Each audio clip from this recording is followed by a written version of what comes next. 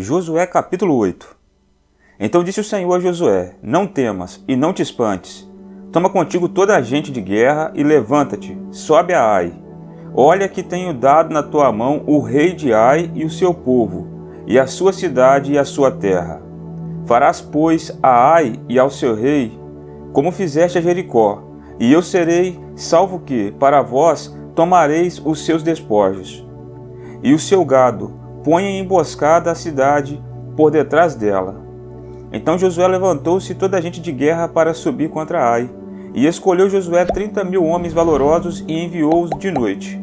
E deu-lhes ordem dizendo: Olhai, ponde-vos de emboscada contra a cidade, por detrás dela. Não vos alongueis muito da cidade, e estai todos vós atentos. Porém eu e todo o povo que está comigo nos aproximaremos da cidade. E será que, quando nos saírem ao encontro, como antes, fugiremos diante deles. Deixai-os, pois, sair atrás de nós, até que os tiremos da cidade.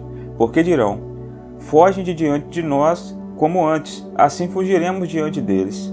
Então saireis vós da emboscada e tomareis a cidade, porque o Senhor vosso Deus vô-la dará nas vossas mãos. E será que, tomando vós a cidade, pôr-lhe-eis fogo, conforme a palavra do Senhor fareis. Olhai que vô-lo tenho mandado. Assim Josué os enviou, e eles se foram à emboscada, e ficaram entre Betel e Ai, ao ocidente de Ai. Porém Josué passou aquela noite no meio do povo. E levantou-se Josué de madrugada e contou o povo, e subiram ele e os anciãos de Israel diante do povo contra Ai. E subiram também todos os homens de guerra que estavam com ele, e aproximaram-se, e chegaram defronte da cidade, e alojaram-se do lado norte de Ai. E havia um vale entre eles e Ai.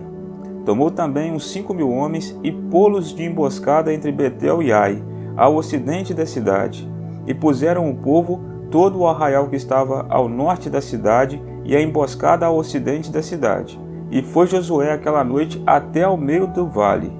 E sucedeu que, vendo o rei de Ai, ele e seu povo se apressaram e se levantaram de madrugada, e os homens da cidade saíram ao encontro de Israel ao combate, ao tempo determinado, defronte das campinas.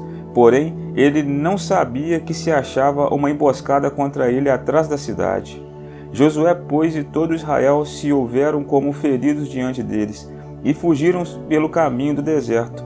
Por isso todo o povo que estava na cidade foi convocado para o seguir. E seguiram a Josué e foram afastados da cidade. E nem um só homem ficou em Ai, nem em Betel, que nem saísse após Israel, e deixaram a cidade aberta, e seguiram a Israel. Então o Senhor disse a Josué: Estende a lança que tens na tua mão, para Ai, porque a darei na tua mão. E Josué estendeu a lança que estava na sua mão para a cidade. Então a emboscada se levantou apressadamente do seu lugar, e estendendo ele a sua mão, correram à entrada da cidade, e a tomaram, e apressando-se puseram fogo na cidade. E virando-se os homens de Ai para trás, olharam, e eis que a fumaça da cidade subia ao céu, e não puderam fugir nem para uma parte nem para outra, porque o povo que fugia para o deserto se tornou contra os que o seguiam. E vendo Josué todo Israel que a emboscada tomara a cidade e que a fumaça da cidade subia, voltaram e feriram os homens de Ai. Também aqueles da cidade que lhes saíram ao encontro, e assim ficaram no meio dos israelitas, umas de uma e outros de outra parte, e feriram-nos, até que nenhum deles sobreviveu nem escapou. Porém ao rei de Ai tomaram vivo e o trouxeram a Josué. E sucedeu que, acabando os israelitas de matar todos os moradores de Ai no campo, no deserto, onde os tinham seguido, e havendo todos caído ao fio da espada até serem consumidos, todo Israel se tornou a Ai e a feriu ao fio da espada.